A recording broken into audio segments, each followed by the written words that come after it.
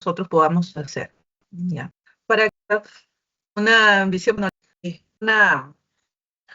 una introducción y visión panorámica, ¿ya? De lo que es poder trabajar con el FPGA, ¿no? Y obviamente que esta tarjeta o este microcontrolador, ¿no? Trabaja con su lenguaje de programación que es el VHDL, ¿ya? Entonces vamos a hacer una visión panorámica de cómo está estructurado, ¿no? Cuál es su forma de trabajo, para que de ahí ustedes rápidamente se puedan adaptar a cualquier descripción de chip que nosotros podamos hacer. ¿Ya? Entonces, vamos a comenzar con algo bien básico, que es la lógica combinacional, ¿no? La lógica combinacional, nosotros sabemos pues por circuitos digitales, que son circuitos integrados en el cual no guardan nada, no registran nada, o sea, en otras palabras, no tienen memoria, ¿no? Entonces, ¿qué significa eso? Que si ustedes le ingresan una señal a estos chips, ¿no? De manera instantánea, ¿no? Porque el retraso son de eh, milésima de segundos, ¿no? Podemos decir casi de manera instantánea, nosotros vamos a tener una respuesta, ¿no? Como el caso, pues, de las compuertas lógicas, ¿no? La compuerta suma, ¿no? Que es la compuerta OR, la compuerta producto, que es la compuerta AND, la compuerta negación, que es la NOT, la compuerta XOR, ¿no? Y sus variantes con la negación, ¿no? NAND, NOT, XNOR, ¿no? Entonces, estas compuertas lógicas, si ustedes le ingresan, pues, valores en la entrada, vamos a poner una compuerta AND, una 7408, ¿no? Según el manual de tele, nos dice que es una compuerta AND de 2 entradas, una salida. Entonces, si yo ingreso en estas 2 entradas, voy a suponer el valor 1 y en la segunda entrada el valor 1, en mi salida voy a tener como respuesta casi inmediata, ¿no? Del valor 1, ¿no? Dado que 1 por 1 es 1, ¿no? Entonces, aquí no hay registro de nada, ¿no? Dato que ingresa es la respuesta que voy a tener de manera inmediata, como si fuera un reflejo, ¿no? Entonces, así trabaja lo que son de lógica combinacional, ¿no? A diferencia de lo que son lógicas secuenciales, ¿no? En las secuenciales sí hay que tener cuidado y sí hay registro, hay memorias, ¿no? Entonces tenemos que tomar el tiempo, que vendría a ser un tiempo presente, ¿no? Y un tiempo que antecede, ¿no? Justamente porque se guarda en una memoria, ¿no? Pero bueno, vamos a comenzar todavía con estos chips que son los más básicos, ¿no? Que no tienen memoria. Y a ver, vamos a ver cómo nosotros lo vamos a trabajar con el VHD.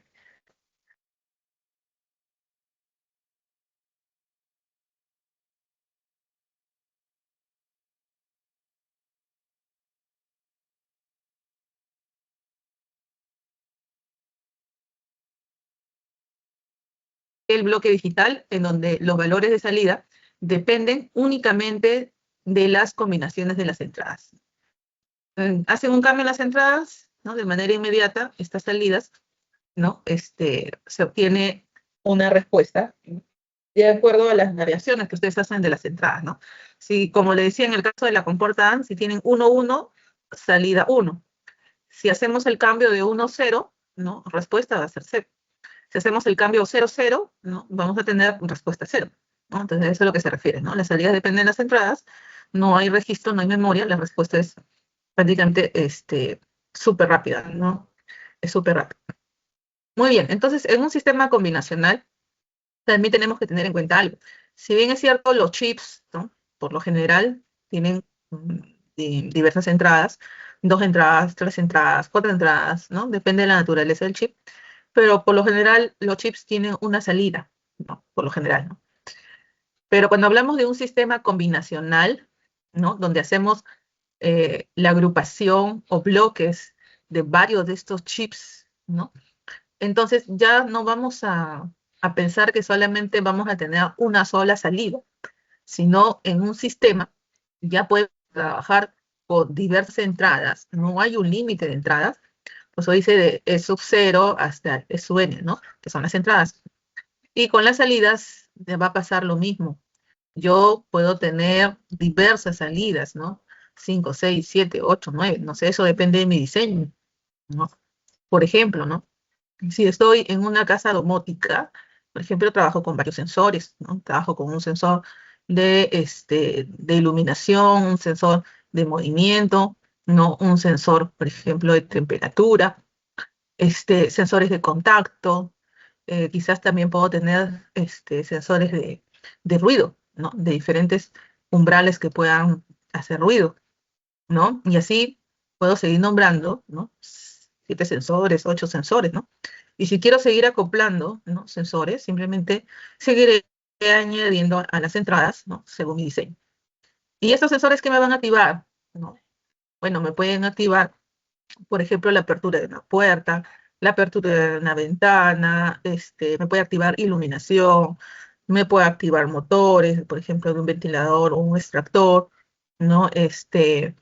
Puede displayar, por ejemplo, video o una sirena, ¿no? O enviar quizás un mensaje SMS, ¿no? De auxilio, ¿no? Entonces, de acuerdo a lo que va a ir activando, ¿no? También las señales de salida se van a ir acumulando, ¿no? Entonces, por eso no se tiene un sistema combinacional con números limitados, ¿no? Son los números de entrada y los números de salida, eso es según el diseño que se tenga que hacer. Obviamente que a más entradas, mayor salida, el sistema se vuelve más complejo y por lo tanto hay que también hacer un diseño adecuado por la cantidad de circuitos integrados que consumen corriente, consumen voltaje, ¿no? Entonces la fuente de alimentación debe ser la adecuada o quizás tomar alimentación por etapas, ¿no? O quizás tomar alimentación parcializada, ¿no? Para chips, otra alimentación para motores, que son los que consumen más, ¿no? Otra alimentación, por ejemplo, este, para actuadores, ¿no? Entonces, ir dividiendo, ¿no? De tal manera, ¿no? Que la energía puede ser la adecuada, ¿no? Y se pueda suministrar en todo el circuito. Entonces, eso hay que también tener en cuenta cuando tomamos sistemas grandes, complejos, ¿no? Otro punto importante son los tiempos de retardo. Si bien es cierto, la respuesta es rápida, ¿no? De los chips. Sin embargo, cuando ya hacemos circuitos grandes, el, la latencia de la tardanza, ¿no? De poder responder, sí ya se va sintiendo. O sea, ya no es que sea tan imperceptible, ¿no? Cada chip, cada señal que va pasando por cada chip va generando un retardo, ¿no? Entonces, eso también hay que tener en cuenta, ¿no? Los retardos. Los retardos, el consumo de energía, hacer un buen diseño para poderlos dividir por bloques, para poder identificar rápidamente, ¿no? Las etapas del circuito y lo que se quiere conseguir, ¿no? De acuerdo al objetivo del proyecto. Entonces, todas esas cositas hay que tener en cuenta cuando se trabaja con un sistema combinacional, ¿no? Que eso todavía es propio de hablar de circuitos digitales, ¿no? ¿Qué más? Si hacemos un método de diseño, ¿no? Hay que recurrir a estas etapas, ¿no? En estas etapas que tenemos las especificaciones del sistema, el punto número 1, ¿no? A veces, obvian, ¿no? Las especificaciones del sistema, ¿no? Pero recuerden, cuando trabajamos con sensores, ¿no? Hay que tener mucho más cuidado. ¿Por qué? Porque en las especificaciones del sistema, ¿no? Damos condiciones iniciales. Y a veces en los circuitos integrados, ¿no? Por ejemplo, pasó con puertas lógicas, a veces obviamos las condiciones iniciales, ¿no? Simplemente ingresamos señal y ya está, ¿no? Pero cuando hablamos de sensores no es tan práctico como los circuitos integrados, ¿no? ¿Por qué? Porque los sensores, primero, según la naturaleza del sensor, puede estar activado o desactivado. Eso quiere decir, normalmente en 0 puede estar activado o puede estar activado normalmente en 1, ¿no? No sabemos, ¿no? Cómo estará activado. Entonces, no se puede, pues, asumir que en 1 se va a activar o que en 0 se va a activar, ¿no? Hay que plantear las condiciones iniciales antes de hacer los diseños, ¿no? Otro punto importante son las calibraciones, ¿no? Como sensores hay que calibrar previamente, ¿no? Entonces, o los botones, ¿no? Normalmente abiertos, normalmente cerrados, ¿no? Entonces, hay algunas cositas, ¿no?, de criterio que hay que especificar en el sistema, darle condiciones iniciales, ¿no? Y después de ello, poder ya plantear el diseño, ¿no? Entonces, en el paso 2 nos dicen determinar entradas y salidas. Ah, un ratito que está sonando mi alarma. Un ratito, por favor.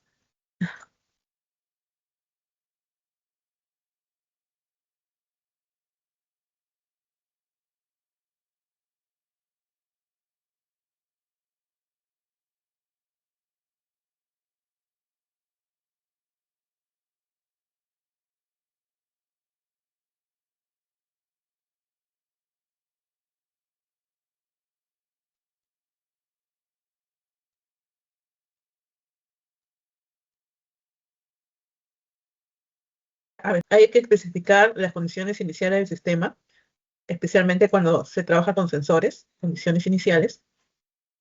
Dos, es poder determinar, según ello, quiénes van a ser mis entradas y quiénes van a ser mis salidas, ¿no?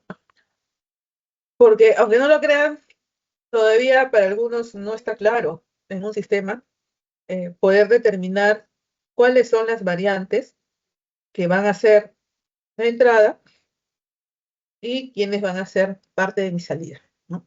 Hay que establecer eso. Después de eso se construye la tabla de verdad, ¿no?, donde colocamos nuestras variables de entrada, colocamos las variables de salida y según las condiciones de entrada, ¿no?, nosotros vamos a decir al sistema qué es lo que quiere que haga para ciertas condiciones de entrada, ¿no? O mis variables de entrada están en un estado, ¿no? Y en ese determinado estado, pues quiero que se active o quizás se desactive, ¿no? Entonces, para eso me ayuda poder construir la tabla de verdad. Y después de eso, por cada salida, tengo que construir mis ecuaciones. Y obviamente que las ecuaciones, según el método que haya utilizado, a veces todavía falta reducir. Entonces, cuando nosotros sacamos ecuaciones, tenemos que hacer las ecuaciones simplificadas, ¿no? ¿Por qué? Porque me van a dar el mismo resultado, voy a tener que usar mayor cantidad de integrados, voy a tener que cablear más, ¿no? Y al final para que me dé el mismo resultado, ¿no? Entonces, por eso es que cuando se sacan las ecuaciones, tratamos de llevarlo a lo más simplificado posible. Eso dice ecuaciones mínimas. Y después que hemos sacado las ecuaciones, viene lo que es el diagrama esquemático. Y después del esquemático, que ya tenemos el circuito, pasamos a un simulador donde hacemos las implementaciones, las pruebas, ¿no?, antes de poder hacer una implementación física. Entonces, esas son las etapas, ¿no?, de un diseño combinacional, que no es nada del otro mundo. Sin embargo, cuando nosotros vamos a trabajar con los módulos del FPGA, ¿no?, cuando hablamos de implementación, estamos hablando de que no lo vamos a llevar pues a una implementación a nivel de circuitos, ¿no?, sino vamos a llevarlo a una implementación de descripción de hardware, ¿no? Para eso vamos a emplear el VHDL, ¿no? Luego hacemos lo que son las formas de onda para poder probar entradas y salidas, ¿no? Si las salidas que he planteado en mi diseño están obedeciendo, ¿no?, a las entradas. Y después de ello, que se hace la simulación, ¿no?, ya se pasaría al siguiente paso, que vendría a ser una implementación física. Sería pasar el programa, ¿no?, del VHDL y poderlo llevar al chip del FPGA. Y luego en el FPGA, pues, conectar las entradas y salidas y hacer las respectivas verificaciones, ¿no? Entonces, esas son, ¿no?, las etapas. Pero miren que para poder implementar en el VHDL, ¿no?, tenemos que hacer todas las etapas previas. O sea, tenemos que hacer las especificaciones del sistema, determinar las entradas y salidas, construir la tabla de verdad, hacer las reducciones, ¿no? El método más clásico es Carnot. Tenemos el circuito, ¿no? Y sobre este circuito nosotros ya comenzamos a trabajar, ¿no?, con el VHDL, ¿ya? Entonces, no significa que en este curso no se vaya a tocar nada de circuitos digitales, ¿no? Al contrario, es un plus, ¿no?, de todo lo que ustedes conocen de circuitos digitales y lo vamos a perfeccionar, ¿no? Muy bien, entonces en esta etapa de implementación, ¿no? Donde le decía, ya ustedes no lo llevan pues a un nivel de simulación con Proteus, ¿no? Simulink, ¿no? O cualquier otro simulador de circuitería, ¿no? Sino la idea ahí es llevarlo a la implementación con el VHDL de acuerdo al circuito que ustedes han obtenido, ¿ya? Y como les decía, hacemos la descripción de hardware con el VHDL y luego hacemos las respectivas pruebas, ¿no? Con las formas de onda, verificando las entradas y salidas. Como les dije la semana pasada, ¿no? Este programa es un programa un poco duro, ¿no? No es como un Proteus, ¿no? Y eso que Proteus todavía también es un poco duro, ¿no? Pero no es como un Proteus, ¿no? O otros programas de simulación donde es más dinámico, es más amigable, ¿no? Es más interactivo.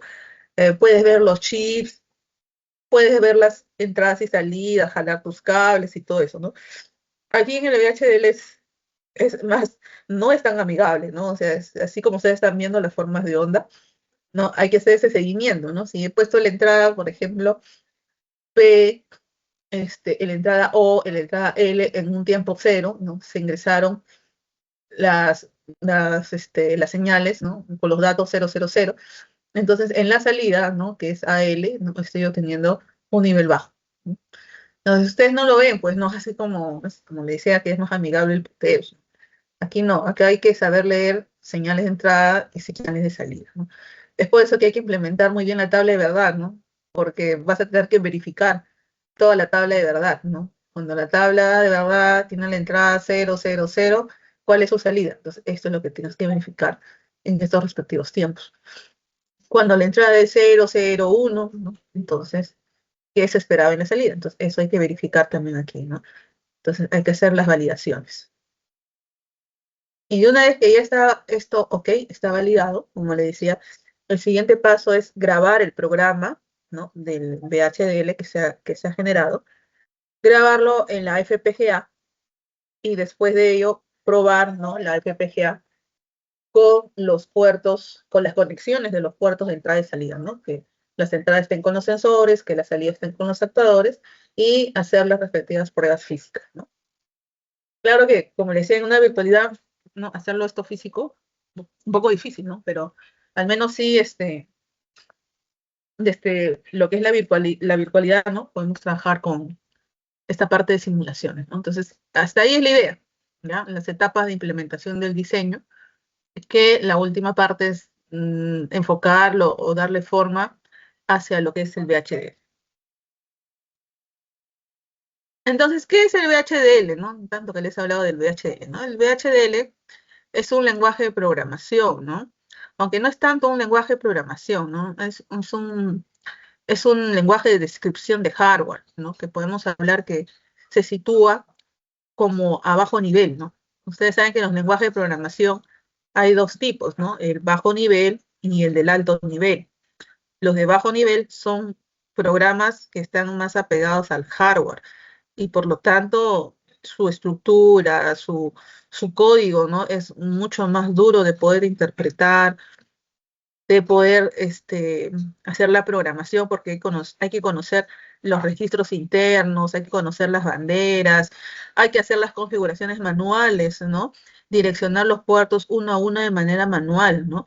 Y eso no es tan fácil, tampoco es tan amigable, ¿no? Hay que conocer el chip pero en toda su integridad, porque hay que conocer los registros, la memoria, las posiciones, ¿no? Todos los movimientos, toditito, es bien, bien duro. Es por eso que cuando se habla de Assembler, ¿no? Que es un lenguaje de programación de bajo nivel, no, muchos pues no lo conocen, ¿no? Pero a los inicios de la programación se trabajó con Assembler, ¿no? Luego, ya en un paso más evolucionado, se pasa a un lenguaje de alto nivel, ¿no? Que significa que es más amigable para el usuario. Ya hay librerías, ¿no? Que sintetizan todos esos pasos que se hacían manual. Ya hay sentencias que obvian, o más bien no obvian, sino encierran, ¿no? Varias sentencias que se trabajan en Assembler, ¿no? Entonces lo simplifica o ayuda mucho al proceso de poder generar, ¿no? Parte de la programación, ¿no? Por ejemplo, en un lenguaje de alto nivel podemos hablar al lenguaje C, ¿no? Es un lenguaje que se adapta muchísimo a poder trabajar con memorias, registros, ¿no? En PLAs, ¿no? Es un lenguaje muy versátil para electrónica, ¿no? El C. Y claro que del C todavía sale su versión mejorada que vendría a ser el C++, ¿no? Que obviamente es mucho más amigable que el C todavía, ¿no? Pero aunque no lo crean, por ahí algunos dirán, bueno, es más fácil, ¿no? Poder trabajar con un lenguaje de alto nivel. Pues ahora yo he trabajado con Arduino, ¿no? Y la verdad es que es mucho más fácil, ¿no? Las sentencias, los mnemónicos y todo, ¿no? Poder, este, hacer programación, ¿no? Con C, ¿no? Arduino es bastante fácil. Pero si ustedes pasan, pues, a Assembler, no es tan amigable, ¿no? No es que sea imposible, pero no es tan amigable, no es tan fácil de poder programar. ¿Ya? Pero eso no significa que el assembler dejó de existir, ¿no? Porque algunos dirán, si es más fácil poder trabajar en C, ¿por qué tengo que programar en assembler, ¿no? Simplemente mejor ya no lo hago, toda mi programación paso a C como mínimo, ¿no? El detalle es que como electrónicos necesitamos parte de la programación no tanto a nivel macro, sino a nivel micro. Como electrónicos, la sincronización, la temporización, los desfases y las precisiones, ¿no? Eh, Eso por lo general se hace en un lenguaje de bajo nivel. ¿Sí? Es por eso que todavía Assembler no ha desaparecido. Si nosotros queremos tener precisiones únicas, ¿no? De sincronismo, temporizaciones, frecuencias y todo eso, es mejor trabajarlo en Assembler, ¿no? Pero si vamos a ir a otro nivel, simplemente niveles de activación, desactivación, poder censar valores, ¿no? Entonces, no es tanto la exigencia de medir frecuencias, tiempo de respuesta, latencias, ¿no? Entonces, no está tan abocado a eso. Entonces, ahí es, de hecho, mucho más amigable poderlo trabajar en un lenguaje C, ¿no? Pero si alguien, por ejemplo, me dice, no, profesora, yo voy a trabajar con temporizaciones, quiero frecuencias exactas, ¿no? Porque en tal segundo y milisegundos necesito que se active, ¿no? Tal precisión. Ah, entonces de hecho que el lenguaje de alto nivel no te va a ayudar mucho, ¿no? Ahí sí ya tendrías que trabajar pues, con Assembler o lenguajes de bajo nivel y uno de ellos de bajo nivel es el VHDL, ¿no? Trabaja con mucha precisión en tiempos, en frecuencias, en latencias y todo eso. Entonces, el VHDL está eh, clasificado como un lenguaje de bajo nivel, ¿no? Un lenguaje más ligado al hardware, no tanto al software, sino al hardware. Entonces, ahí sí va a ayudar. Entonces, voy a pasarles un video antes de irme por este lado del VHDL para que quede más claro la idea. El videito está acá. Ah, ya, pero no he compartido mi pantalla. Deja de compartir esta y volvemos a compartir.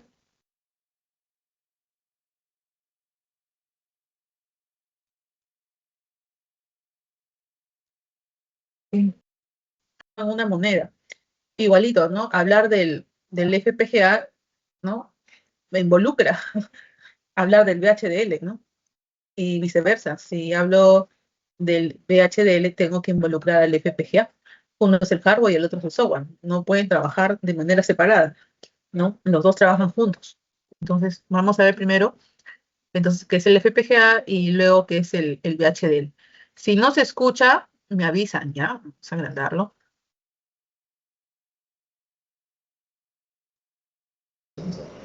Ah, ya, ya, ok.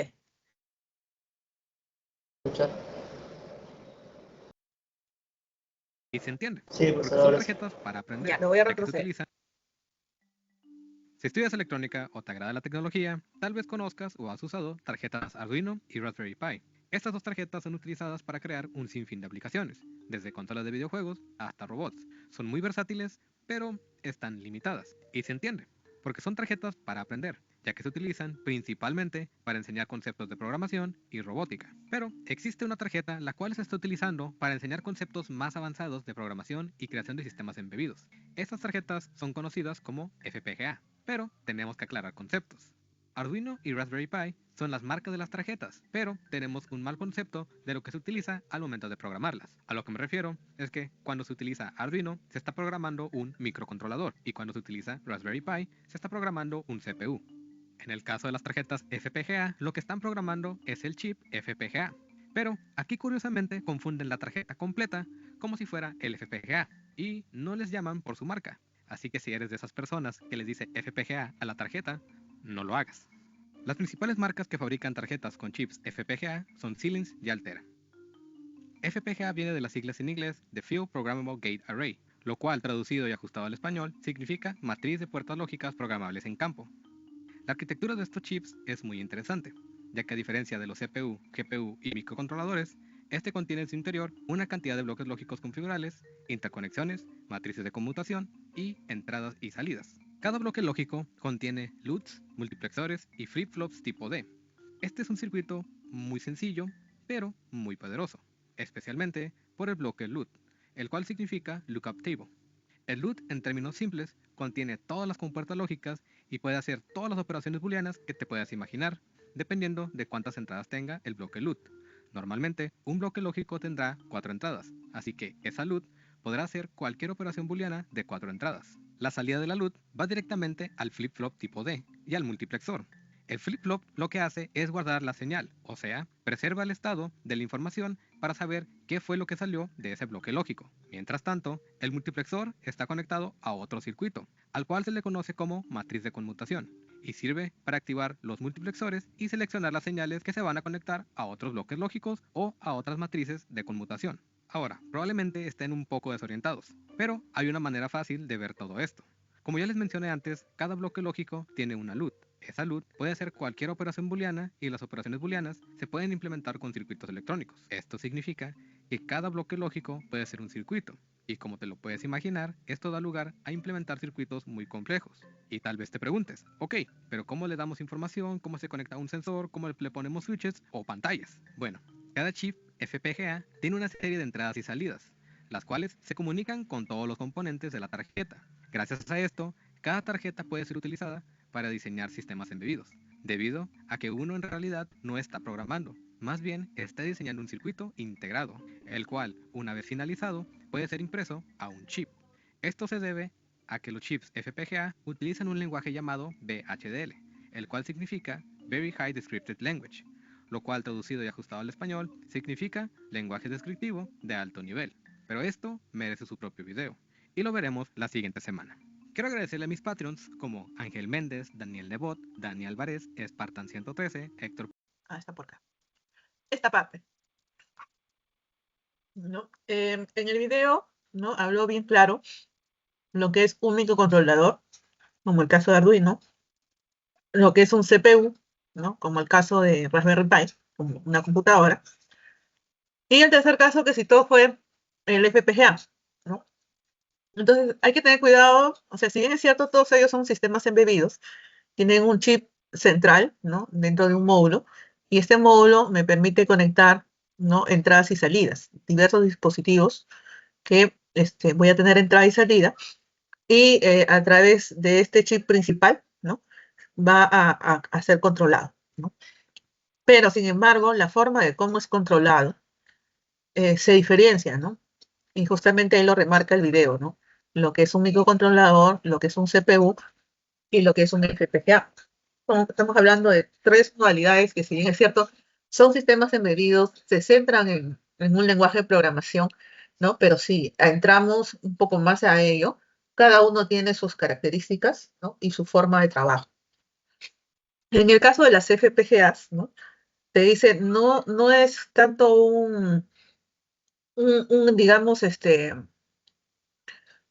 no está orientado tanto al software, ¿no? Sino está orientado más al hardware. ¿Y esto a qué se debe, no? Si nosotros tenemos, por ejemplo, bancos de prueba, vamos a poner protobares de pruebas. ¿Y ustedes qué es lo que hacen con estos protobares de pruebas si quieren hacer un circuito? Bueno, simplemente se jala cables, ¿no? Para poder unir diferentes elementos de entrada y salida. Voy jalando cables físicos, ¿no? Los voy conectando, ¿no? Y al final, pues, obviamente voy a tener un resultado, ¿no? Que enciendan los LEDs, ¿no? Eso es lo que nosotros hacemos en bancos de pruebas físicos, ¿no? módulos físicos. O por último, o sea, no tengo los bancos de prueba, ¿no? Pero sí un protobar. Y en este protobar, ¿qué haces, no? Pinchas tus chips y luego vas cableando, ¿no? Vas jalando cables, uniendo pues entradas y salidas, ¿no? Según tu diseño. Entonces, esa forma física, como tú trabajas en tus protobar, jalando cables para poder unir entradas y salidas, ¿no? Es la misma forma que trabaja el FPGA. Si ustedes ven en el video, ¿no? En cada intersección de estas líneas amarillas hay unos cuadraditos, ¿no? Y en estos cuadraditos, que están con los marroncitos, ¿no? Algunos están con rojo, ¿no? Estos modulitos, ¿no? Internamente, ¿qué contienen? Nos dice que contiene lo que son compuertas lógicas, contienen decodificadores, contienen MUX, contienen contadores, ¿no? O sea, es como si fueran, cada cuadradito, pues, un conjunto de chips, ¿no? Que están listos para usarse. Entonces, cada vez que yo hago una configuración en el VHDL, es como si estuviera uniendo mi cable físico, ¿no? De un chip a otro chip, ¿no? Pero obviamente que en el VHDL, estas líneas o estos cables, no estamos hablando de cables físicos, sino estamos hablando de cables virtuales. Entonces, si nosotros hablamos de cables físicos, ¿no? Montar todo un circuito de 3, 4 protobar, te has amanecido, has trabajado semanas, ¿no? Has tenido que conectar desde cero, probar una a uno y todo eso, ¿no? Todo lo que implica una cablería física. Y si hay un cambio en el diseño, ¿no? ¿Qué significa? Que todo lo que has cableado tienes que nuevamente recablear, ¿no? Es sacar y volver a poner, porque así es cuando trabajamos de manera física. Pero cuando hablamos de lógica, ¿no? Poner ese cable físico, perdón, poner ese cable virtual y sacarlo y volverlo a conectar quizás ese cable virtual a otro modulito donde tiene otros componentes, eso el programa lo hace en cuestión de segundos. Entonces, poderlo programar en perdón, con las FPGA es súper sencillo, porque si te equivocas, corriges y otra vez se vuelve a recablear de manera virtual, ¿no? Eso es lo que da la facilidad. Y es por eso que se dice que es un lenguaje de descripción de bajo nivel. ¿Por qué? Porque aquí no estamos hablando de programación, sino que el lenguaje VHDL lo que hace es, como decir, conexiones virtuales internas, comenzando a unir módulos, ¿no? Cada modulito comienza a jalar un cable virtual y de esa manera tiene, pues, los puentes, ¿no? Donde tienes un ruteo, donde vas a tener tu entrada, ¿no? Y al final de la ruta vas a tener tus salidas, ¿no? Entonces, todos esos módulos que están ahí, que ustedes observan en el gráfico, o sea, son módulos que están ahí listos para que sean usados. ¿Se usan todos? No sé, eso depende de lo que tú quieres que haga tus circuitos. Y como también dice el video, prácticamente estamos creando chips, porque estamos justamente haciendo estas conexiones físicas, entre comillas, virtuales, ¿no? Estamos cableando de manera virtual, ¿no? Estamos haciendo un ruteo, quizás depende de lo que queramos hacer, y la capacidad del uso de estos componentes puede estar al 10%, al 20%, al 30%, al 50%, quizás al 100%, no se use todo, ¿no? Pero sí hay bastantes integrados, ¿no? Entonces, según el objetivo del proyecto, ¿no? Va a haber un ruteo de entrada y salida, se va a usar los módulos necesarios, ¿no? Y cuando se haga la simulación, en la simulación me va a decir cuántos de estos recursos han sido utilizados y cuáles son estos pines también que han sido utilizados, ¿no? Todo eso sale en la simulación, ¿ya? Es por eso que no está orientado a decir propiamente un lenguaje de programación, sino lo que se le dice es una descripción de hardware. ¿Qué es lo que quiero que haga mi hardware? Y según esa descripción va a ser cableados internos de manera virtual, ¿no? Ahora, el circuito equivalente que me entregue esta FPGA, no vayan a pensar que es el circuito que ustedes están esperando, ¿no? Vamos a suponer, profesora, yo le he entregado un circuito que asumo que debe ser un MUX, ¿no? Pero cuando simulo, el simulador no me entrega un MUX, me entrega un decodificador, ¿no? Me está entregando otra cosa. ¿Y por qué lo hace? Porque el mismo FPGA, al momento que tú compilas, ¿no? Tú le has dicho que tenga ese comportamiento de MUX, ¿no? Pero él en su cableado internamente habrá tomado como mejor opción trabajarlo con un decodificador. O sea, para el sistema, el mismo sistema vio que eso era lo más conveniente, que con eso iba a trabajar mejor, que iba a ser más rápido, más versátil, ¿no? No le interesa qué es lo que tú ya has pensado, ¿no? Sino busca optimización. Optimización de recursos en tiempo, en velocidad, ¿no? En tiempo de respuesta, ¿no? Busques todo tipo de optimización. Entonces, si esa optimización va a hacer que tome un circuito diferente, no hay ningún problema, ¿no? Lo que tú tienes que tener en cuenta es que las entradas estén alineadas con las salidas. Tal entrada tiene que producir tal salida, ¿no? Si lo cumple, no hay ningún problema, ¿no? Lo que haya hecho internamente el VHDL, lo haya transformado, ¿no? Haya hecho lo que haya querido, ese es su asunto del VHDL. Es por eso que ese circuito equivalente, entre comillas, equivalente que nos va a entregar, se llama el RTL. Entonces, el RTL va a ser el circuito equivalente que el sistema toma como mejor opción, ¿no? Realizarlo de esa manera, ¿no? Ha trabajado de manera interna todo su tablerío virtual, ha visto que esa es la mejor manera para que pueda cumplir mis entradas y salidas, ¿no? Entonces, el circuito se llama circuito RTL, ¿ya? Entonces, si se dan cuenta, no tiene nada que ver con un CPU y no tiene nada que ver con un microcontrolador. El microcontrolador, pues hablamos de registro, movimiento de memoria, que el punto flotante y algo parecido también es con el procesador. Aquí no se habla nada de eso, si se dan cuenta. No hay nada de eso, ¿no? Simplemente es ruteos, ¿no? Que se hacen conexiones de diferentes módulos, ¿no? Y ese ruteo, ¿no? Son conexiones virtuales que si quiero hacer alguna modificación, nuevamente se vuelve a recablear, ¿no? De manera virtual y así de manera súper rápida vuelvo a hacer conexiones. Es por eso que el FPGA me dice, ¿no? Yo puedo hasta emular que estoy trabajando hasta con 10 Arduinos, ¿no? 10 Arduinos en paralelo, pero el FPGA me lo emula, ¿no? Puedo hacer ese trabajo como si estuvieran 10 Arduinos en paralelo. Sí, lo puedes. Si tú ruteas, le dices al programa, ¿no? Que elabore de esa manera, y el FPGA pues tiene esa capacidad de los chips y todo eso internamente, lo hace, ¿no? Que ha habido casos así como les menciono, ¿no? Que hacen la emulación de 10 Arduinos, ¿no? En un solo chip que es el FPGA. Por eso se dice que el FPGA es bastante robusto, ¿no? Es bastante bueno. No son para aplicaciones de prueba, de ensayos, ¿no? Educativos, ¿no? Como el caso del Arduino, ¿no? Sino son chips más de uso pesado, ¿no? Es industrial, automotriz, ¿no? Aeroespacial, o sea, son trabajos más rudos, más sofisticados, más industrial, más fuertes, ¿no? A comparación de Arduino, ¿no? Entonces, es otro tipo, ¿no? de manejo. Y obviamente que el tipo de manejo también estamos hablando, pues, entre comillas, los costos. Los costos de las FPGA, pues, obviamente no son las mismas, pues, del precio de Arduino. Arduino en el mercado podemos encontrarlo, pues, promedio desde los 30 soles a menos todavía. Pero vamos a dejarlo así, ¿ya? Promedio de 30 soles. En cambio, las FPGA, pues, las encontramos en dólares, ¿no? $300 hacia arriba. 300, 300, $400, ¿no? Hacia arriba. Entonces, la diferencia es abismal, ¿no? Por su forma de trabajo y obviamente también por los elementos que alberga, ¿no? Entonces, hay bastante diferencia. Bueno, entonces eso es lo que quería recalcar del video. Este es el video de la parte física, ¿no? Ahora vamos a ver el video de la parte del software. A ver, ¿dónde está mi? Aquí está.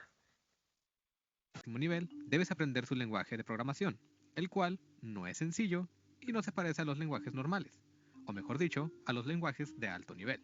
Para aquellos que no saben qué es un lenguaje de alto nivel y de bajo nivel, les explico. Un lenguaje de alto nivel es aquel que se puede expresar de una manera natural y entendible para una persona. Por ejemplo, C++, Java y Python, entre muchos más, son lenguajes de alto nivel. Mientras tanto, el lenguaje de bajo nivel es aquel que casi se escribe en binario, ejerce un control más directo sobre el hardware y está limitado a la estructura física del chip que quieres programar. Ejemplos de este lenguaje son ensamblador y lenguaje máquina. FPGA utiliza dos lenguajes, VHDL y Verilog. En el video pasado les dije que VHDL significa Very High Descriptive Language, pero esto es una mentira a medias. Porque la verdad es que VHDL significa VHSIC HDL, lo cual significa Very High Speed Integrated Circuit Hardware Descriptive Language, pero se resume en Very High Descriptive Language para los amigos. Y Verilog es simplemente la estandarización de la IEEE. VHDL y Verilog no son considerados lenguajes de programación. Y yo sé que esto es impactante, pero tiene su razón. Los lenguajes de alto nivel y bajo nivel son lenguajes de programación que le dicen al hardware existente qué hacer. mientras que con VHDL y Verilog tú mismo diseñas el circuito del hardware que necesitas. En otras palabras, le dices al chip FPGA cómo se tiene que interconectar. Esto se debe a que VHDL y Verilog son lenguajes descriptivos de hardware, mejor conocidos como HDL por sus siglas en inglés. Estos se utilizan para describir la estructura y el comportamiento de los circuitos electrónicos, comúnmente circuitos lógicos digitales. Pero HDL no es un lenguaje sencillo de entender y no sigue las reglas que siguen los otros lenguajes de programación. Por ejemplo, no es secuencial y se puede ejecutar en paralelo varias instrucciones. El lenguaje que más o menos se le parece es ensamblador, pero solo en sintaxis. HDL tiene una gran diferencia a los lenguajes de programación normales, y esto es que necesita una noción explícita del tiempo, y esto es un atributo principal del hardware que se esté utilizando. ¿A qué me refiero con esto? Normalmente cuando uno está programando, no nos interesa en lo más mínimo a qué frecuencia va el reloj interno del chip. Sin embargo, en HDL sí nos debe de importar porque necesitamos saber cuándo activar ciertas señales o cuándo se van a activar ciertos eventos en el hardware. Por ello, es importante decirle a nuestro hardware a qué frecuencia va a trabajar. Otra cosa que se tiene que ver es la estructura del circuito que se va a diseñar. Existen tres: data flow, conductual y estructural. Puedes utilizar solamente una estructura, pero la verdad es que eventualmente vas a hacer una mezcla de las tres, por la razón de que en Dataflow describes cómo tus señales van a comunicarse entre sí, cómo se tienen que ir activando y cómo se van a utilizar entre varios módulos. En Conductual describes tu diseño de manera secuencial o en forma de algoritmo, pero no les dices cómo implementarlo a nivel hardware y dejas que el compilador haga sus propias interconexiones. En otras palabras, le dices qué hacer, pero no cómo conectarse. Y en estructural dices qué componente vas a utilizar y cómo se van a conectar. Como pueden ver, eventualmente vas a querer crear tus propios módulos o componentes en VHDL y vas a buscar la manera en que estos se comuniquen. Es ahí cuando vas a utilizar todas las estructuras. Una vez teniendo un diseño hecho en VHDL o Verilog, podrás sintetizarlo o simularlo. Esto es el equivalente de compilarse. Dependiendo de qué compilador utilicen para estos lenguajes, se les va a generar un archivo que es un esquemático, mejor conocido como diseño RTL. En ese archivo podrán ver el circuito lógico de su hardware. Con ese diseño ya pueden implementarlo en un circuito o imprimirlo en una placa. Para terminar el video les explico otra manera de ver la diferencia de lenguajes normales y HDL. En los lenguajes normales creas software y con HDL diseñas hardware. Y el hardware que diseñes está limitado a las entradas y salidas que tenga el chip FPGA, porque puedes crear un sinfín de circuitos como CPUs, GPUs, microcontroladores y mi aplicación favorita, consolas de videojuegos retro. Ahora, esto tan solo es una introducción a VHDL y en un futuro quiero hacer una segunda parte, así que háganme saber sus dudas. Quiero agradecerle a mis patrons como Ángel Méndez, Daniel. Ya, muy bien, entonces hemos visto dos videos bastante interesantes, yo creo que nos aterriza bastante qué es o cómo se trabaja el VHDL, cómo trabaja el VHDL en conjunto con el FPGA, ¿no? De manera superficial podemos decir, ¿no? Es otra tarjeta más embebida, ¿no? Al estilo Arduino, ¿no? Pero a medida que nosotros vamos a ir adentrándonos, conociendo más a esta tarjeta, ¿no? Vamos a comenzar a ver, pues, diferencias marcadas, ¿no? Entre cada tipo de chips, ¿no? Muy bien, entonces en el VHDL nosotros ¿qué tenemos, no? Tenemos una etapa de diseño, ¿ya? Otra etapa de compilación, otra etapa de simulación y la última etapa que vendría a ser la verificación, ¿ya? Entonces cuando nosotros trabajamos en el VHDL y estoy yendo por acá. Ya, entonces, y la siguiente parte, bueno, quizás no lo hice el video, ¿no? Pero yo sí lo remarco, es la síntesis, ¿no? Cuando nosotros hablamos de síntesis, ¿no? A veces lo comparan, ¿no? En algunos tutoriales que pueden verlos ustedes, ¿no? En la web, como si fuera la compilación, ¿no? Pero más que compilación, es la síntesis, ¿no? Ahora, en el VHDL, ¿no? Nos dice, puedes trabajar tanto a nivel de lenguaje, o sea, programando netamente en VHDL, o puedes subir tus esquemáticos, tus circuitos físicos, hacer todo el diseño al estilo Proteus, ¿no? Y el programa también te lo va a sintetizar, ¿ya? Eso quiere decir que para poder, digamos, obtener nuestra simulación, ¿no? Para el FPGA, yo puedo trabajar en dos formas. Uno, diseñando en el VHDL, o dos, ¿no? Diseñándolo bajo un esquemático. ¿no? Un circuito, una circuitería. En ambos casos, ¿no? Me va a dar la síntesis, voy a tener el archivo RTL, voy a tener mis formas de onda de entrada y salida, y con eso va a ser suficiente para poder albergarlo, grabarlo en la FPGA y que pueda obedecer, ¿no? Lo que se ha trabajado, entradas versus salidas, ¿no? De cualquiera de las dos maneras. Sin embargo, y ahí viene el pero, sin embargo, es mejor que ustedes trabajen con el VHDL. Y eso es lo que yo les enseño, ¿no? Poder trabajar con el VHDL. Quizás alguien pudo haber trabajado con esquemáticos y llegar a esta parte final, ¿no? Del RTL y tener el circuito simulado, ¿no? O sea, pueden llegar, no pueden llegar. Quizás algunos dirán, pero yo estoy más acostumbrado a trabajar Proteus, estoy más acostumbrado a trabajar con circuitos, ¿no? Y quiero hacerlo, ingresar mi circuito y que eso lo simule, ¿no? Sí, pero vuelvo a mencionarles, no está mal, no hay nadie que lo pida que diga que está mal, pero la sugerencia y la recomendación es que ustedes lo trabajen por VHDL, ¿no? ¿Por qué? Porque programar por VHDL es mucho más versátil que hacerlo por circuitos. Y si ustedes quieren hacer modificaciones, quieren trabajar con módulos que quieren repetirlos, ¿no? En un esquemático no lo van a hacer, ¿no? Entonces, en el VHDL sí lo pueden hacer. Ahora, si el circuito es grande, trabajar el esquemático no les va a ayudar mucho, ¿no? Es mejor trabajarlo por el VHDL cuando los circuitos son grandes. Y más aún, si es que hay bloques que se repiten, mucho mejor trabajarlo con el VHDL, ¿no?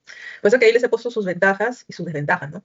Si lo quieren hacer a través de esquemáticos, ¿no? Bueno, puede ser al inicio, ¿no? Más fácil porque están acostumbrados más a trabajar con circuitería, ¿no? Simular el diseño final, pero cuando son circuitos grandes ya esto no es fácil de manejar, ¿no? Quieren hacer cambios, también ya no es tan fácil de manejarlo, ¿no? Y si quieren trabajar por etapas, módulos que se vuelven a repetir, tampoco ya no es tan fácil, ¿no? En cambio, si trabajan con el VHL, es fácil editar los cambios, ¿no? Pueden manejar circuitos grandes, ¿no? Pero el defecto es que a veces se hace pesado pues aprender el VHL, ¿no? Pero vuelvo a decirles, les recomiendo que no trabajen con el VHDL.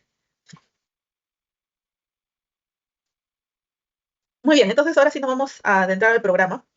¿Qué es lo que contiene el VHDL? ¿No? ¿Cuál es la estructura del programa? ¿Cómo debo empezar mi primer programa?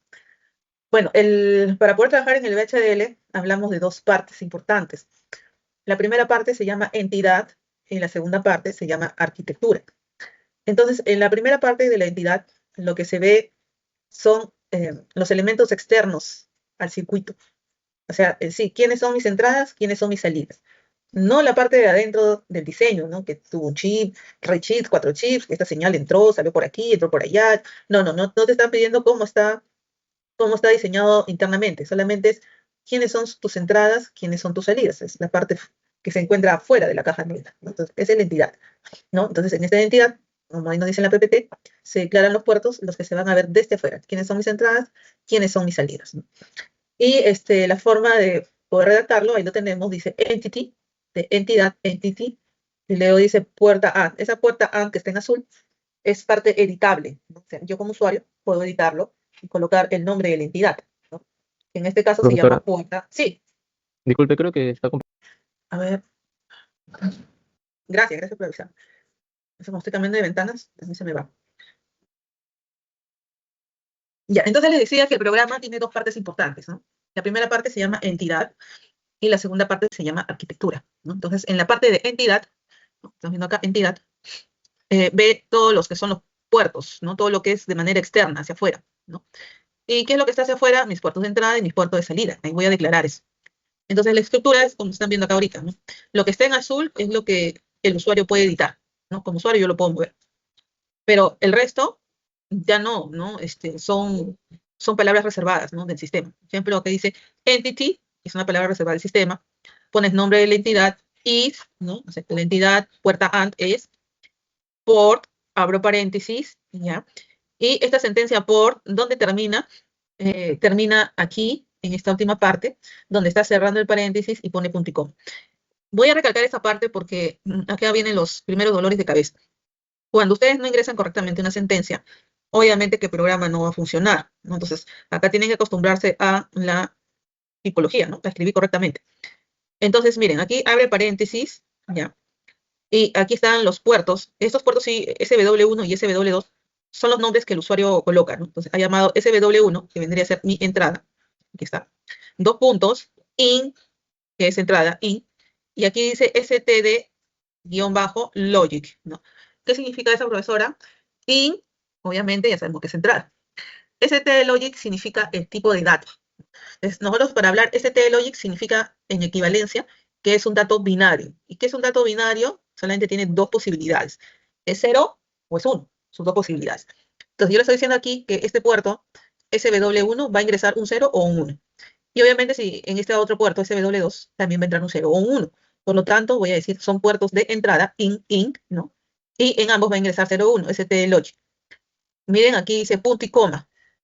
O sea, estoy separando ahora para la otra señal. SW2, dos puntos, in, ST logic, punto y coma. Miren que no es coma, es punto y coma.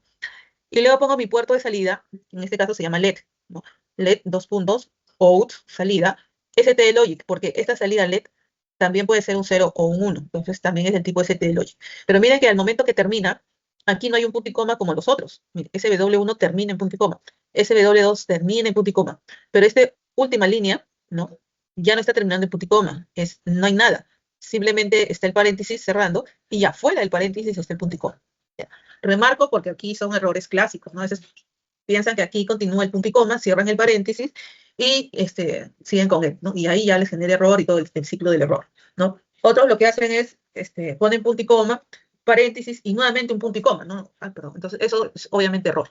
Ya por eso lo remarco aquí, para que como ustedes son primerizos, no tengan ese problema, ¿no?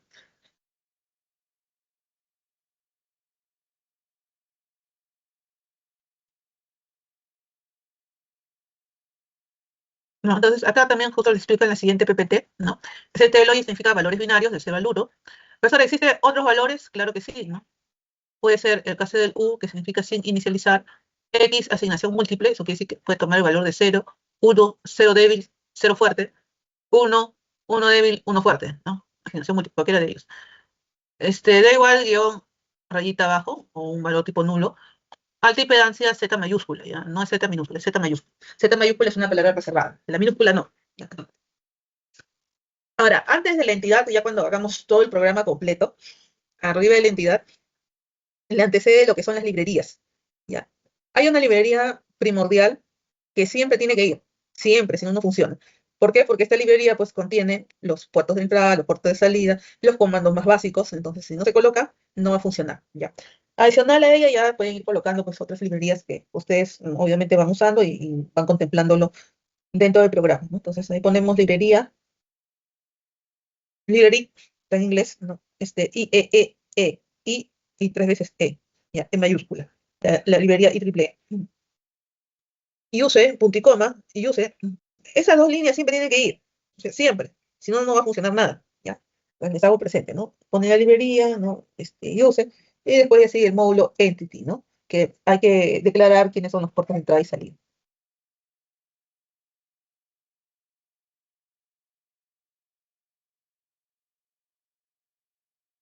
Entonces, entiéndase, ¿no? Que del sistema que yo voy a obtener, la entidad tan solo interviene en la parte externa, ¿no? Entonces, aquí estamos viendo como una caja negra. Dentro de la caja negra es la circuitería que se va a albergar, pero en lo que es la entidad no le importa la forma que pueda tomar el circuito, solamente le importa quiénes son las entradas, quiénes son sus salidas y que las entradas y las salidas están asociadas, ¿no? Eso nada más le importa a la entidad.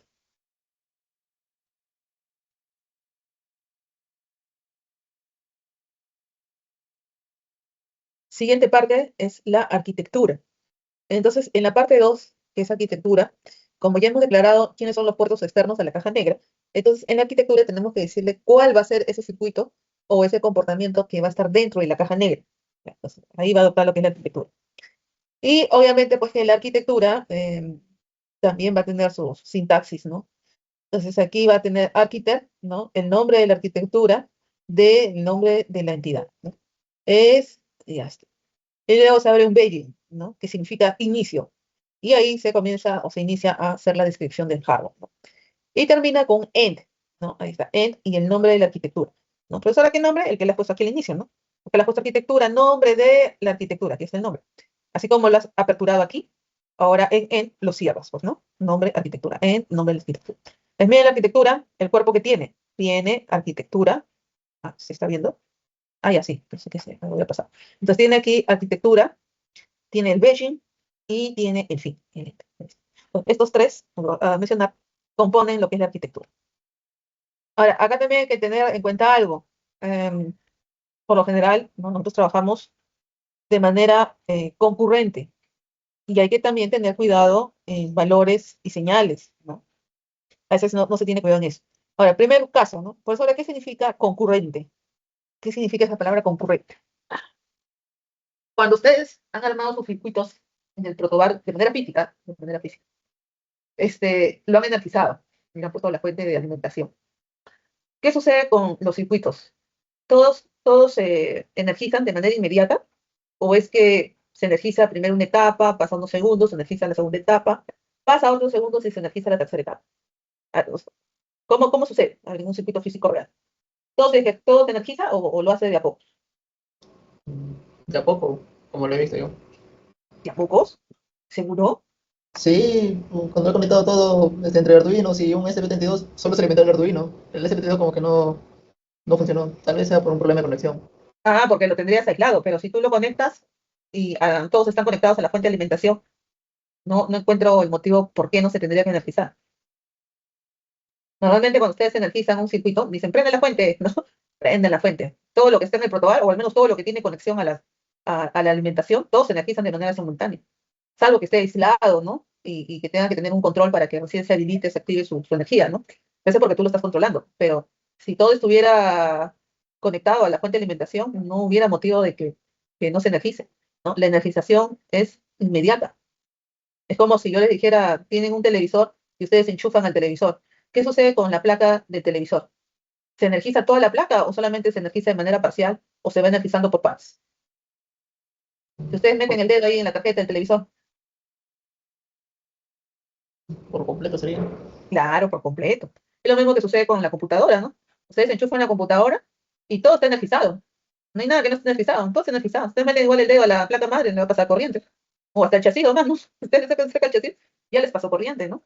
Es porque todo se energiza, ¿no? Salvo que ustedes están controlando una etapa, ¿no? Donde ya, por ahí pueden controlar algo, ¿no? Están inhibiendo, ¿no? Pero por lo general es que todo esté energizado, ¿no? Se energiza de manera inmediata, ¿no? En milisegundos, es esa alimentación, ¿no? Y eso se le llama concurrente. Se alimenta, ¿no? O se energiza de manera simultánea a todos, eso significa concurrente. Y eso es lo que ocurre en un circuito real. Ahora, recuerden que en el VHDL, no hace un ratito que hemos visto los videos, ¿cómo está internamente el chip? Son módulos, son módulos que simplemente lo que se hace es conectar. No sabes de que las conexiones son virtuales, ¿no? No son físicas, pero se conectan. Y al fin y al cabo son chips, son módulos. No estamos hablando de programación, estamos hablando de elementos físicos.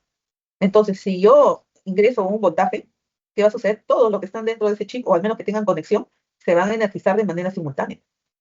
Y eso es lo que se le llama concurrente. Eso es la diferencia entre un lenguaje de programación. En un lenguaje de programación se ejecuta línea por línea de código. Primero se ejecuta la línea 1. Si no hay problemas, todo está bien, pasa a la línea 2. Si todo está bien, pasa a la línea 3. Y así sucesivamente. Imagínate que tengas un programa con 100 líneas de código. Comienza a pasar la línea 1, la línea 2, la línea 3, llega a la línea, por ejemplo, 20, y en la 21 encontró un error. Dice, error. Entonces, ¿qué sucede? Se planta en la línea 21. Ya no sigue avanzando. Ya no hay línea 22, línea 23, no, simplemente se planta en la línea 21 y te sale el mensaje de error que está plantado en la línea 21. ¿Y eso por qué? Porque lo leyó de manera secuencial, línea por línea. Línea 1, línea 2, línea 3, así sucesivamente. A eso se le llama secuencial y eso hacen los lenguajes de programación. Pero en el DHDL, vuelvo a decir, no estamos hablando de un lenguaje de programación, estamos hablando de hardware, ¿no? Simplemente es hardware que estamos conectando. En vez de hacer conexiones de cable físico, las conexiones son virtuales, pero internamente es hardware. Eso quiere decir que cuando se energiza, se va a energizar todo de manera simultánea. Entonces la pregunta es, profesor, entonces todos los comandos que yo coloque en el VHDL, ¿todos van a funcionar eh, al mismo tiempo? ¿No? Sí, es cierto, todos van a funcionar al mismo tiempo. No es que si lo pongo en la línea 1 va a funcionar primero que al que lo ponga en la línea 100. No, la línea 1, la línea 90, la línea 50, la línea 4, la línea 100, todos van a funcionar en un mismo tiempo. Todos. Entonces, esa es la diferencia. Por eso se dice concurrente. El VHDL es concurrente porque no es programa, es hardware. Y si hablamos de hardware, la energización es simultánea para todos los que están conectados, ¿no? Entonces, hay ahí una diferencia bastante remarcada del VHDL con lo que son los lenguajes de programación, ¿ya? A ver, continuamos.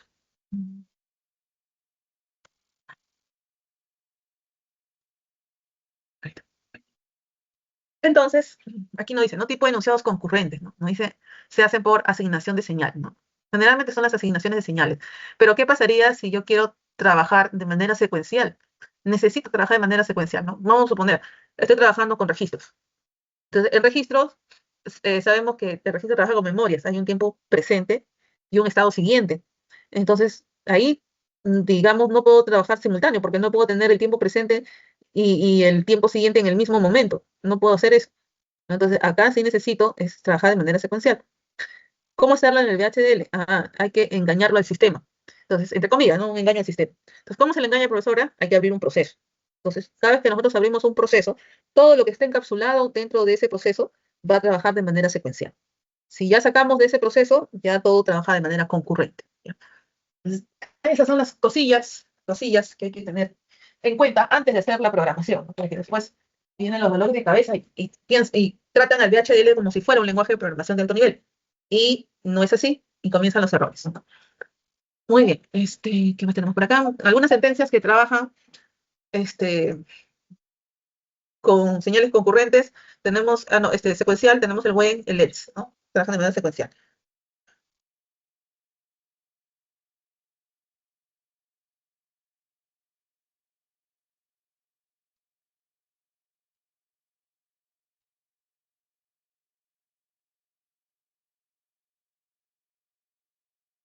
Vamos a trabajar dentro de...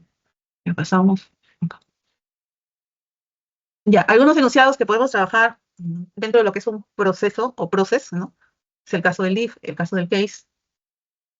Algunos operadores lógicos, sí, claro que sí, también podemos trabajarlo en el VHDL. Los operadores lógicos ya sabemos que son compuertas lógicas.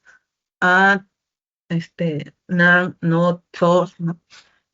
Podemos trabajar con booleanos y a nivel de bit, claro que sí. Acá, por ejemplo, tenemos una ecuación booleana, ¿no? Por ejemplo, tenemos Q igual a A más X por Y, ¿no? Ecuación booleana. Pero esto si lo pasamos al VHDL, ya lo pasamos a través de compuertas lógicas, ¿no? S más es la interpretación de un OR, ¿no? O la equivalencia. Paréntesis, ¿no? X y el producto, equivalencia, compuerta AND, ¿no? Y Y. Ahí lo tenemos, ¿no? Para la segunda ecuación lógica, ¿no? Y igual a A más B negado por C negado más D. Igualito hacemos la equivalencia del más por OR, el producto por AND y los complementos con NOT. Ahí está, ¿no? Trabajamos a nivel del VHD. Tipo de datos, ¿no? Sí, también trabajamos con tipo de datos, ¿no? Booleanos, en números enteros, números reales, en tiempos, letras, ¿no? Que son los caracteres, cadenas de letras, que es el string, y todo eso lo contempla.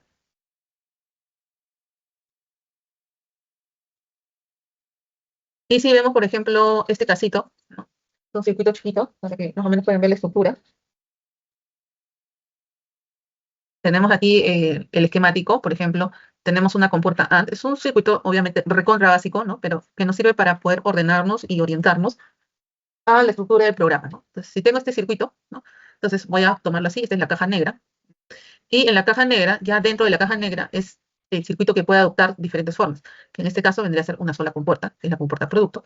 Pero en la parte externa de esta caja que tenemos los puertos de entrada y salida, que es SW1, SW2 como entrada, y este tercero, LED como salida. LED como salida. Ya, entonces, ¿qué más? ¿Qué más? Tomamos lo que es la entidad, ¿no? Entity, ¿no? Palabra reservada.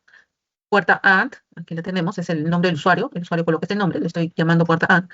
Es port, ¿no? Abro paréntesis y aquí voy a colocar SW1. In es entrada del tipo binario, STLogic. SW2, in también es entrada, STLogic. Let, en este caso let vendría a ser salida. Como es salida, out, ¿no? Salida. Out. Y también es de tipo binario, STLogic, ¿no? Así como estoy abriendo port, cierro el port con end. Miren, abro port, abro paréntesis, cierro, paréntesis, punto y coma, finalizo la entidad. Entidad inicia aquí y finaliza end, y finalizo con el nombre de la entidad que se llama puerta AND, ¿no? Y entonces es el bloque de la entidad. ¿Qué más?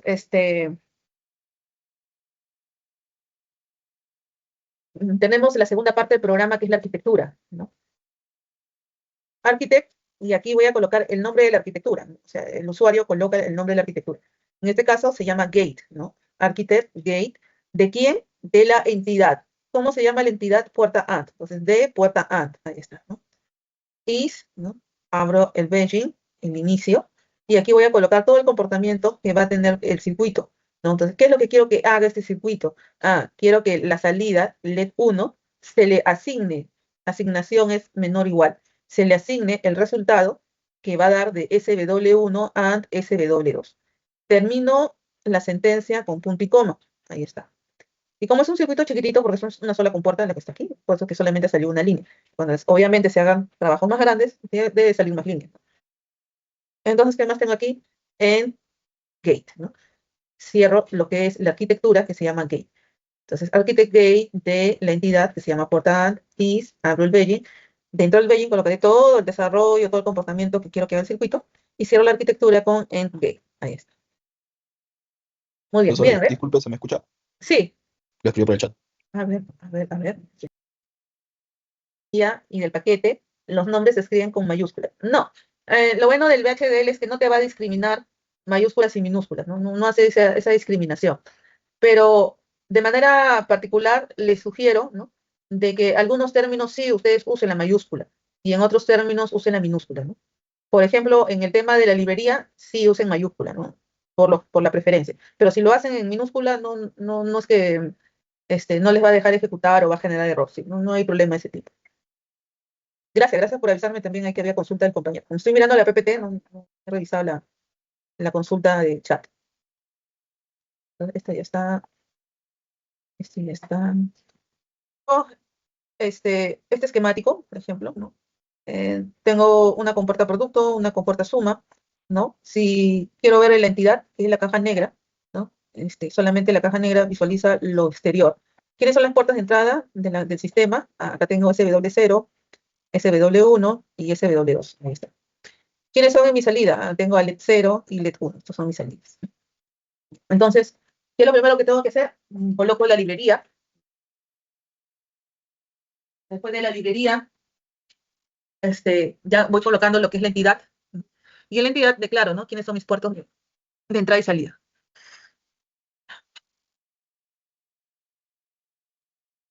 ¿Entrada quién es?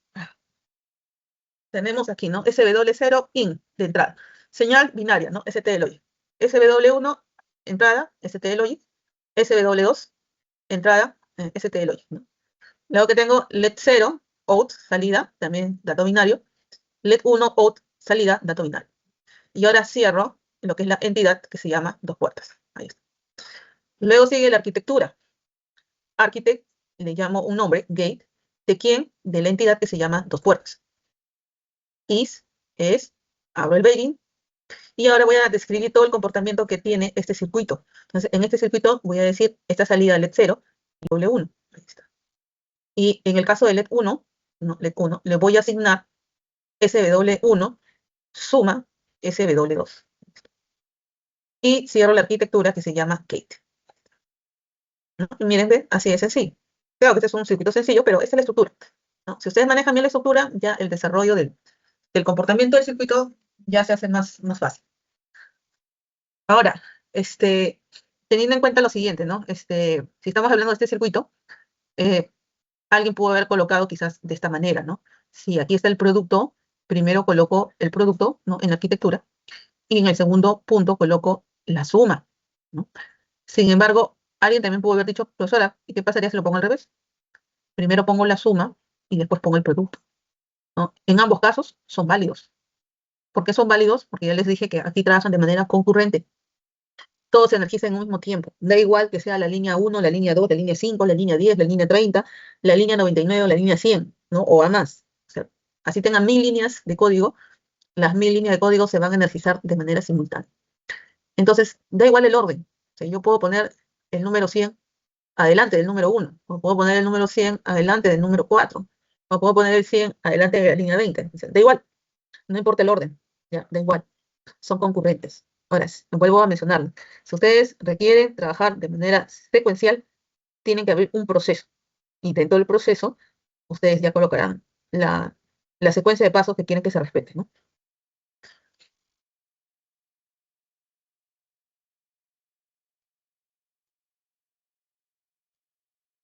A ver, otro ejemplo, ¿no? Acá también tengo una compuerta. Es una compuerta producto, ¿no? Y está conectada también una compuerta, una de sus patillas a una compuerta de negación. Entonces si quiero hacer la entidad, ya sé, mi caja negra, y veo mis puertos externos. ¿Quiénes son mis puertos externos? SW0, SW1 y LED. Ahí está. Son mis 3 puertos externos.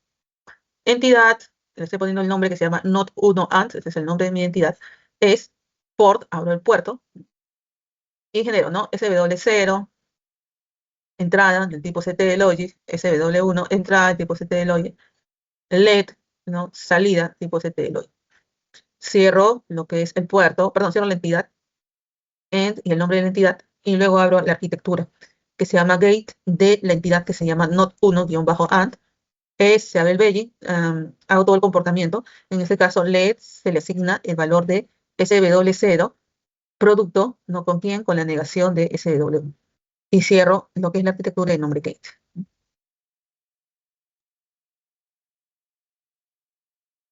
Ahora, ese circuito, ¿no? Que acabo de presentar se puede resolver de diferentes formas, ¿no?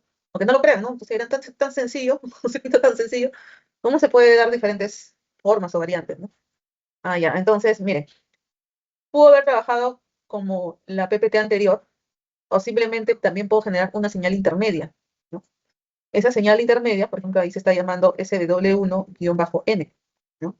Entonces, miren, en esta figura del lado izquierdo, ¿no? Puedo haberlo trabajado de frente, miren. Acá tengo la negación, ¿no? Perdón, SW1-N, que es la señal intermedia. Se le está asignando, ¿quién? La negación de SW1, la negación de SW1. Y para la respuesta de LED, ahora los agentes a interactuar vendrían a ser SW0 y SW1-N. Ahora, también puede haber puesto esa señal intermedia como primera línea, ¿no? Y la línea de respuesta, no, y la señal intermedia en la segunda línea, ¿no? Algunos dirán SW0 y SW1. Acá saldrá error, ¿no? Porque si no existe SW1 o no tiene valor el SW1-N, ¿cómo va a poder ejecutar esta línea? ¿No? Entonces, lo vuelvo a mencionar, no importa el orden. No importa si él estuvo primero, segundo, si necesita un requisito previo para que funcione, ¿no? Sería lo lógico pensar así, ¿no? Pero no, son señales concurrentes y todas funcionan simultáneos, da igual como le digo el orden en que esté colocado. Basta que esté y se va a ejecutar, ¿no? Se va a ejecutar.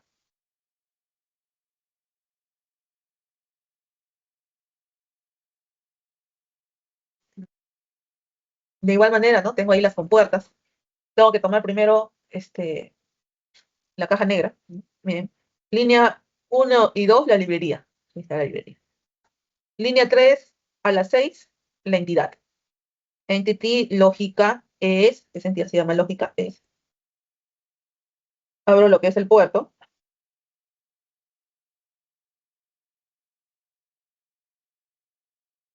De ahí se abre el puerto. Y acá tengo A, B, C, D, E, F. Todos ellos son entradas. Puedo hacerlo uno a uno, como en los ejemplos anteriores, o en este caso son varios y del mismo tipo. Entonces los puedo juntar. Pongo de la A hasta el F, entradas, señal tipo binaria, STL, X1, X2, X3, que es la salida, out, también son del mismo tipo, por eso los agrupo, STL. Y cierro la entidad que se llama lógica. Abro la arquitectura que se llama booleana de la entidad que es lógica, abro el belly, y aquí le voy a dar el comportamiento, ¿no? Entonces, en este caso el comportamiento que es X1 toma tal valor, X2 toma tal valor, X3 toma tal valor, ¿no? Entonces, aquí yo tengo ya lo que es el belly, y luego cierro, ¿no? Lo que es la arquitectura que se llama booleana, ¿no? La arquitectura que se llama booleana.